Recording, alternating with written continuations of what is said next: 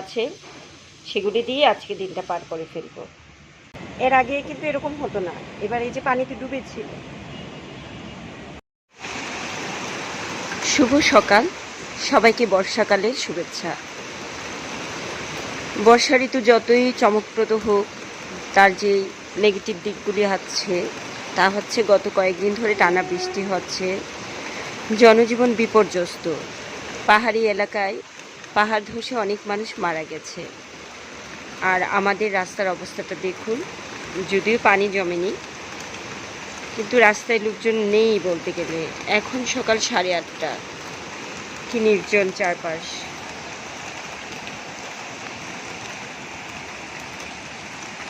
সবাই গৃহবন্দী হয়ে আছে, আর আমি এখন নাস্তা বানাবো, সঙ্গে থাকবেন।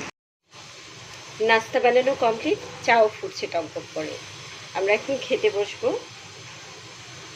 আজকে সকালবেলা ডিমের অমলেট, আলু বরবটি দিয়ে একটা ভাজি করেছি, আর রুটি বানিয়েছি। আর আমার বাসায় কোনো বাজার নেই।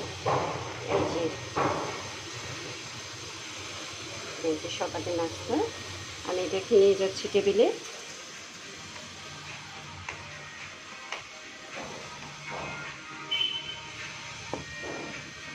তো বলছিলাম বাসায় কোনো বাজার নেই, কিন্তু বাইরে প্রচণ্ড বৃষ্টি হয়েই যাচ্ছে একটানা। ছাদে গিয়ে দেখি কিছু যদি থাকে তাহলে সেখান থেকে কিছু নিয়ে আসবো, আর নয়তো যা কিছু আছে সেগুলি দিয়ে আজকে দিনটা পার করে ফেলবো। এখন দুপুর, সেই সকাল থেকে বৃষ্টি অনবরত হয়েই যাচ্ছে। বাইরে বের হওয়ার কোনো উপায় নেই। ঘরে যা কিছু ছিল তা দিয়ে আজকে দুপুরে রান্না করলাম। কাঁঠালের দানা দিয়ে ডাল, কাঁঠালের দানার ভর্তা, এখানে একটা ডাঁটা গাছ যেটা একটু বড় হয়েছিল সেটা, আর এই যে মিষ্টি কুমড়া গাছের কচি আগাটা নিয়ে ডালে দিয়েছি কাঁঠালের দানার সাথে। আর রাস্তাঘাট অনেকটাই নীরব, হঠাৎ 2-1 লোকজন চলাচল করছে, খুবই নগণ্য বলা যায়। প্রায় 1 সপ্তাহ পরে ছাদে আসলাম। কি অবস্থা, পানি জমে।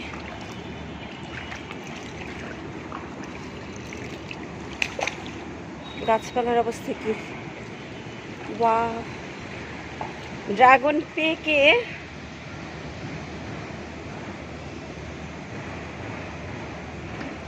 ডাল একদম নুয়ে পড়েছে, খুবই চমৎকার। বাকি গাছপালার অবস্থা খুব একটা ভালো না।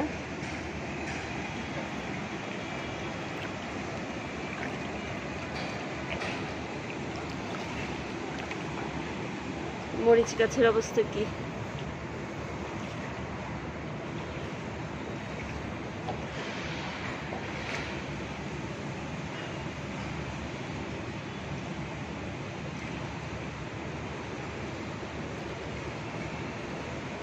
চারপাশে পানি থই থই করছে, মনে হচ্ছে আমরা কোনো পুকুরে চলে আসছি কিংবা সুইমিং পুল। সুইমিং পুল অবশ্য এত ময়লা হয় না, ঢেউ পানিতে।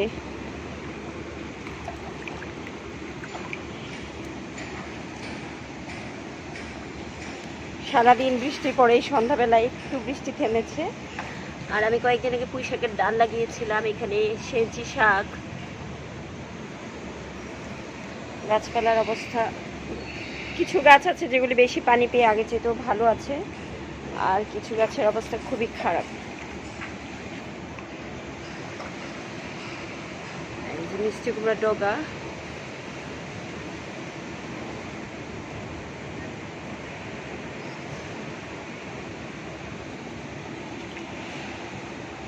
আর গাছের বেগুন। বেগুনের রং অন্যরকম হয়ে গেছে, হয়তো বেশি পানি পেয়ে। একটা জিনিস দেখুন, এই যে মিষ্টি আলুর এই ডালটা কীরকম চ্যাপটা হয়ে, এটা কিন্তু মিষ্টি আলুর ডাল। এই যে তারপর এখান থেকে অনেকগুলি করে চারা বের হচ্ছে। এটা পুরাটা, এই বাবা, এখানে তো আরো মোটা। জানি না এরকম, আসলে আমি কখনো দেখি এরকম।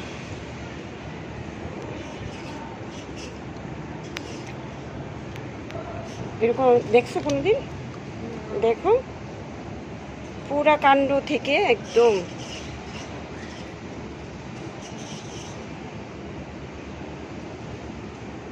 এটাকে কি বলবো, ঈশ্বরের আশীর্বাদ বলবো না আর কিছু? এরকম আমি সত্যি কখনো দেখিনি, তার আগে কখনো না। আমি অনেক বছর ধরেই মিষ্টি আলু শাক লাগাই, কারণ এটা খুব সহজে হয়ে যায়, আমি আগেও বলেছি। কিন্তু এরকম কখনো হতে দেখিনি। এরকম এই চ্যাপটা মোটা ডাল থেকে অনেকগুলি চারা বের হচ্ছে, অনেক অসংখ্য চারা। এই যে এটা একদম এই প্রান্ত পর্যন্ত, এখানে গিয়ে তারপর ঠিক হয়ে গেছে। আমরা এখন ড্রাগনটা পারবো, তারপর একটু শাক উঠাবো। কি শাক যে নিব বুঝতে পারছি না, কলমি শাক নিব না মিষ্টি আলু শাক নিব। এই বৃষ্টির মধ্যে কচু শাক খাবো না, কচু শাক এখন খেলে গলা ধরতে পারে। থানকুনি পাতাগুলির অবস্থা খারাপ, জলের নিচে তলিয়ে গেছে একদম। আমি এখন ছাদের পানি নিষ্কাশনের ব্যবস্থা করি আগে।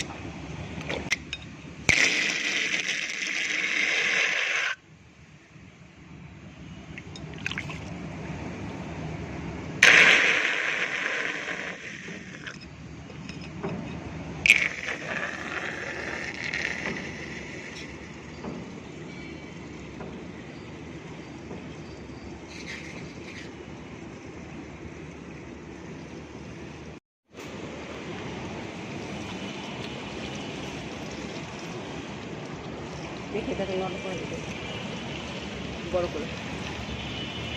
এই যে আমার গাছের ড্রাগন পেকে টকটকে লাল হয়ে গেছে।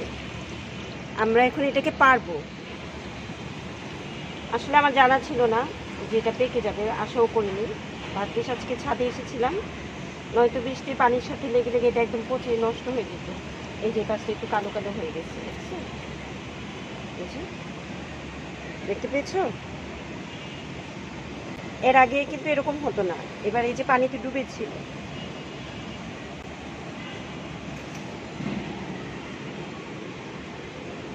একটু বেগুন, একটু শাক আর একটু ড্রাগন এই সংগ্রহ করলাম ছাদ থেকে। আর মিষ্টি কুমড়ার ডগাগুলি উপরে উঠে গেছে, সেটা কয়েকটা পেরে পাতা, কচি কচি পাতা।